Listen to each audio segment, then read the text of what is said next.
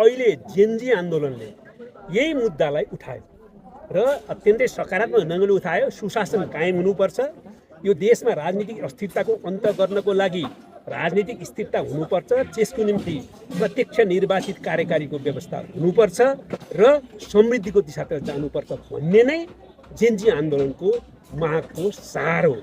त्यसलाई हामीले समर्थन गर्यौं र जेनजी आन्दोलनले शौर्यपूर्वक साहसपूर्वक आन्दोलन उठायो र त्यसलाई समर्थन गर्दै जनताले सफल पनि पार्यो। अहिले हाम्रो मुख्य काम चाहिँ जेनजी आन्दोलनले जो मुद्दा उठायो र सफल पनि पार्यो त्यसलाई गुम्न नदिनु, कुनै पनि हालतमा हो फेरि सुशासनको मुद्दा पछाडि नपरोस् र समृद्धिको दिशातर्फ देशलाई लैजाने काम पछाडि नपरोस् भनेर हामीले जेनजी आन्दोलनको सफलताको जो सुशासनको मुद्दा छ, समृद्धिको फड्कोको मुद्दा छ, सकेसम्म राजनीतिक स्थिरताको मुद्दालाई पनि त्यसमा जोडेर सफल पार्नुपर्छ। तर जेनजी आन्दोलनमाथि बर्बर दमन, नरसंहारकारी दमन 23 गते जो भयो त्यो सरकारको अत्यन्तै दृश्यतापूर्ण बर्बर नरसंहारकारी कदम थियो। त्यसप्रति हामीले विरोध गरेर सबै महान शहीदहरूप्रति हामीले श्रद्धाञ्जली प्रकट गरेका छौँ, घाइतेहरूको स्वास्थ्य लाभको कामना गरेका छौँ।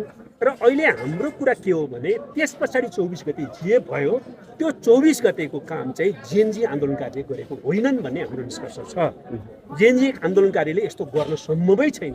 त्यसकारणले त्यहाँ विभिन्न प्रकारका अराजक तत्त्वहरू, स्वार्थी तत्त्वहरू, देशको संविधान र लोकतन्त्रलाई पछाडि धकेल्न खोज्ने तत्त्वहरू, विभिन्न तत्त्वहरू अनि शक्ति केन्द्रहरू पनि मिलेर देशमा आफ्नो देशको अस्तित्वसँग जोडेको, प्रतीकसँग जोडेको सिंहदरबारको आगजनी भयो ध्वस्त गर्ने काम भयो, सर्वोच्च अदालतलाई ध्वस्त गर्ने काम भयो, राष्ट्र बैंक ध्वस्त गर्ने काम भयो, एउटा हाम्रो संसद भवन ध्वस्त गर्ने काम भयो, राष्ट्रपति निवासमाथि आक्रमण गरियो र पार्टी कार्यालयहरू, सार्वजनिक सम्पत्तिहरू, व्यावसायिक संस्थाहरू, अख्तियारका कार्यालयहरू जुन आगजनी ध्वस्त पार्ने काम भयो यो जेनजी आन्दोलनको परिणाम हुन सक्दैन, यो जेनजी आन्दोलनकारीले गरेको हुन सक्दैन।